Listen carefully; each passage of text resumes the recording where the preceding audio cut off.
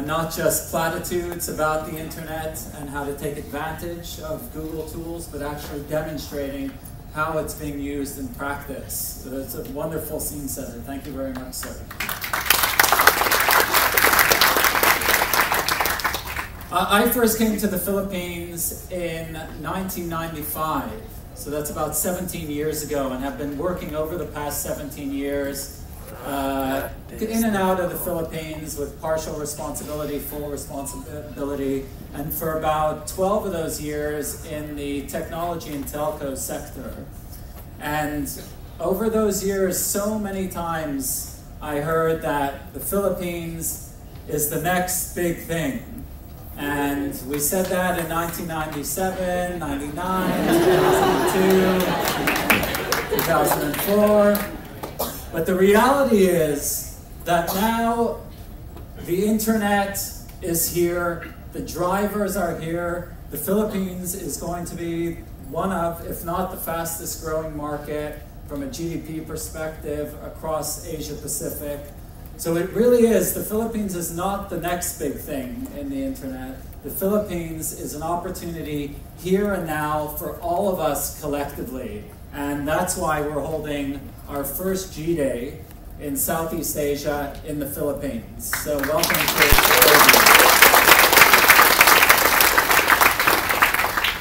Okay, I wanted to start off with a little bit of trivia. I know Eileen was telling you guys to relax. I don't really want you to relax. I want you to be engaged, and I'm going to make you work a little bit, but for your work and for your thoughts and thinking, and hopefully the right answers, you're going to get a prize. So I think everybody likes prizes, so we've got some over there. So let's start with a little bit of trivia. So I've got the first question. So there's mics. You can just raise your hand and run to the mic. Try not to stampede. Okay, what is the nickname for Google's search engine during the initial days of Larry and Sergey working on their Stanford engineering project? Does anyone know the answer to that? There.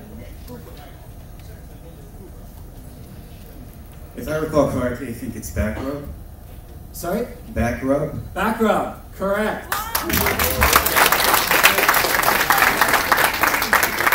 So thank God we changed that name, since I think most people would assume it's some kind of massage parlor. The reality is that in 1996, when Larry and Sergey were working on their project at Stanford, it was called Backrub, and that's actually what the original logo looked like. So we changed that in 1998 when the company was founded. So it's only 14 years ago. So Google, while pervasive and such an important part of all of our lives, is actually a very, very young company. And I feel that every day because I feel very old at Google. I've got about 40 people on my team and the average age is 28. So I'm 42 and I'm considered in Google a Greygler, which is kind of depressing. But anyways, it's invigorating to be surrounded by so much youth. Okay, next question. The name Google originated from the misspelling of the word Google. So what is the meaning of Google? Let's have some engineers. Number with a lot of zeros. A lot of zeros? That's true, but we need the exact number of zeros. Someone said? It's a number with 100 zeros. Correct. Yes. Very good. So it's a mathematical term for 1 followed by 100 zeros, which is 10 to the power of 0. Okay, and last one. So what is the informal corporate slogan of Google? And one of our, I guess you could call it our motto. Don't be evil, correct. Don't be evil. Well done. Ah, this is too easy. Next year I'm coming with much more difficult questions. Okay, so let me kick off by just reminding, I don't know if everyone's aware of this or not, but Google's mission, and this was established in the very early days, 1998, was to organize the world's information and make it universally accessible and useful, which is exactly what the Undersecretary Quezon with his projects is doing, making information that's important to you as Filipinos available online and making it accessible and useful to you. And this is as true today as it was 14 years ago when the company was founded. And this is something that I know all of the Googlers that I interact with feel very passionately about, because it's something that improves the lives of individuals, as us as individuals, as us as communities, and us as a global community, to help understand each other and have access to information that's relevant and important to us. Does anyone know what that garage represents? So that's actually where Larry and Sergey kicked off their business. That's Susan Wojcicki's garage. She's actually still, they rented this garage from her, and that's where they started working in Menlo Park in California. And now, I mean, we've come a long way. Obviously, back then, accessing information was really about using a desktop. And now, in terms of the man-machine interface, some of you may be familiar with the product and solution that Sergey is wearing there, and well, actually both of them. It's called Google Glass, and that enables you to access information right in front of your very eyes, which is an incredible innovation, and it sounds incredibly futuristic, but it is here and now. And in the next 24, 36 months, I wouldn't be surprised if many people in this room were wearing Google Glass. So I look forward to the opportunity to test it out myself. And one last question, actually. I'll ask one more trivia question. Does anyone know what the colors of the Google logo, what inspired the multicolor Google logo?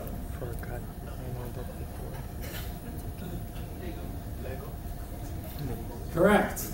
So one gentleman I could see there.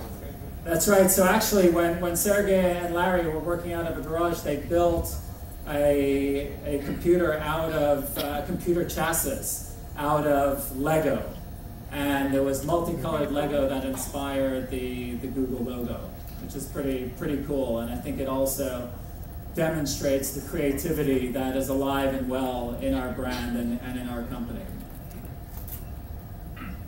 Okay, so this is what I'm going to walk you through today, and I think it's really going to set the scene for all the detailed presentations around our different products and solutions that can help make the web work for you, whether you're representing government or you're representing small, medium-sized business, large enterprise, or agencies. So let me start with the landscape. Over 2.3 billion people are already online. And what's amazing about this is that over 1 billion are across Asia Pacific, and it's representing only about 29% penetration, which means that there's still huge growth opportunity for people to come online and engage with each other online, to access information online, and participate in their communities online, which makes this region one of the most exciting and dynamic in the world. And as Undersecretary Quezon on numerous occasions mentioned the fact that how fast things are accelerating, and the pace of change is enormous, and something that we all need to adapt to in order to stay abreast of the latest technology opportunities that provide us the chance to enhance our businesses and our personal lives. So if you look at the current situation in 2012, you have over 5 billion mobile devices globally. You have 800 exabytes. I can't even imagine what that really means in practice, but huge amounts of data. And looking forward, not too long, only about 8 years, we're expecting these numbers to more than double. And again, that is a huge change that is going to create enormous opportunity and value for us collectively as a connected world. And the internet is really at the heart of everything we do in our daily lives. It's really about three core areas. It's about information, it's about entertainment, and it's about community. So if we look at information, I mean, it was only 20 years ago. For some people who are getting online now, it's only a couple of years ago, or 5 years ago, where we relied on local libraries, traditional morning newspapers, and encyclopedias to access information. And I'm not sure how many of you are aware. Do you guys know Encyclopedia Britannica? Yeah, so I mean, I used to have them in my home. It's a 32-volume, 50-kilogram set of encyclopedias. I can't imagine how many trees had to sacrifice their existence on behalf of our knowledge. But it's a 244-year-old company. So they have been publishing the Encyclopedia Britannica for 244 years. And just this April, they decided to discontinue the physical printing, publication, and distribution of Encyclopedia Britannica.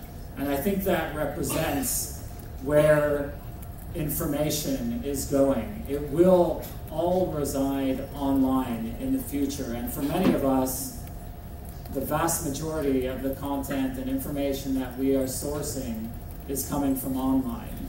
If you look at how consumers are shopping today, the average consumer who's connected sources information from almost 11 different sites online before making a purchase decision. That number was 5 different sources just 2 years ago. So again, more information online, people are accessing it, and it's accelerating the amount of information that people are looking for and the amount of sources that people are accessing. So how are they accessing this? Clearly, Google is one of the critical platforms. If we look at, this is a map of the world, and what you can see protruding from each of the countries is the number of queries, the number of searches typed in on a daily basis into the search box, the Unibox. The different colors represent the different languages. So still blue, English is dominating. You start to see a lot of yellow and green coming from Asian markets. Oops, sorry, did that disappear?